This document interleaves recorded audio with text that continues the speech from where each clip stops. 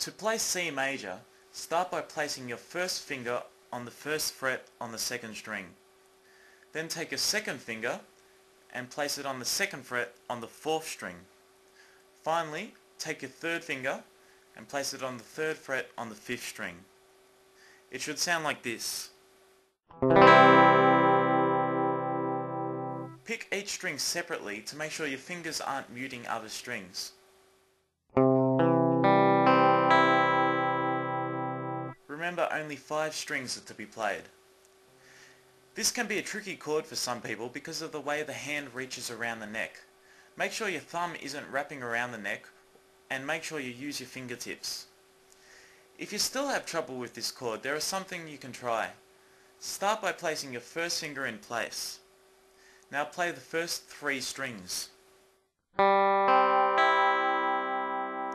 If all 3 strings ring out clear, it means your finger is in the right place. If a string sounds muted like this,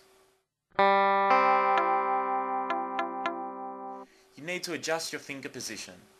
If all 3 strings ring out, place your second finger in position. Make sure your first finger doesn't move out of place. Now, play all 4 strings like this. If they all ring out, both fingers are in the right position. If not, work out the problem, and if you need to, go back to the first step by playing only one finger. Finally, place your third finger in position and play all 5 strings.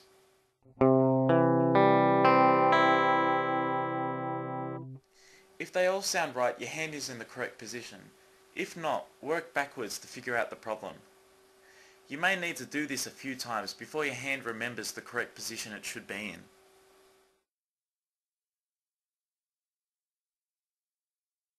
There are a few different ways you can place your fingers to play A major. The most common way is to use your first, second and third fingers in that order. Place your first finger on the second fret on the fourth string. Then place your second finger on the second fret on the third string. Finally, take your third finger and place it on the second fret on the second string. All 3 fingers will be next to each other on the second fret. It should sound like this. Many people have trouble placing all 3 fingers down, especially people with large hands.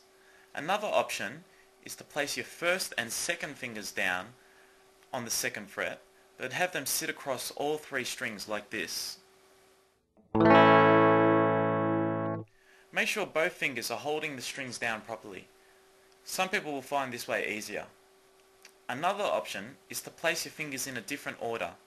Start by placing your first finger on the second fret on the third string. Then take your second finger and place it on the second fret on the fourth string. Finally, take your third finger and place it on the second fret on the second string. You may find it easier to play this way. Whichever way you choose, make sure that all the notes ring out clearly.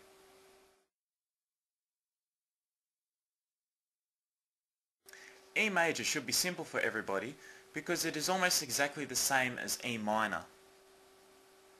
If you look at the shape of E major, it is exactly the same shape that you use in A minor, only on the next string. So to play this chord, you can place your fingers in the A minor position, then move every finger down towards the 6th string. It should sound like this. Another way to remember E major is to place your fingers in the E minor position, then take your first finger and place it on the first fret on the 3rd string. Make sure all 6 strings ring out clearly like this.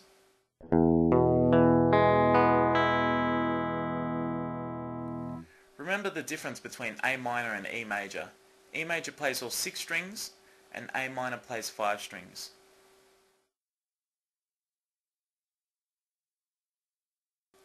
To play D minor, place your first finger on the first fret on the 1st string. Then take your second finger and place it on the 2nd fret on the 3rd string. Finally, take your third finger and place it on the 3rd fret on the 2nd string. Only strum 4 strings like this. Have a go changing back and forth between D major and D minor. You'll notice that although only one note changes, you need to change two finger positions. The third finger stays in place.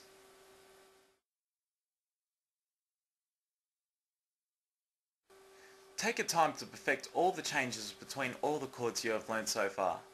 Some changes will be easy, such as a change from E minor to E major,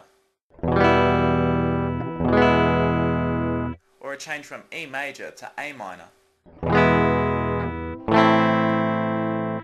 Look for changes where some fingers stay in the same place for both chords. This will make it easier to remember.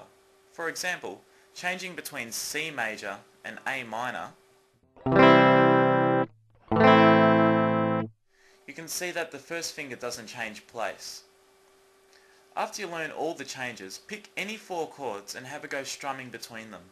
For this example, I'll play E major, then A major, then C major, then finally D minor. It would sound like this when played slowly.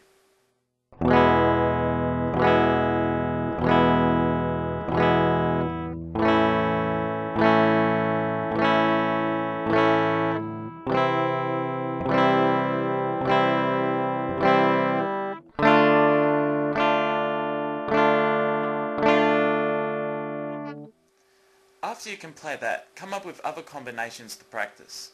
We have now looked at the most common open chords, so after you perfect them and the changes, you can have a go learning songs that use them,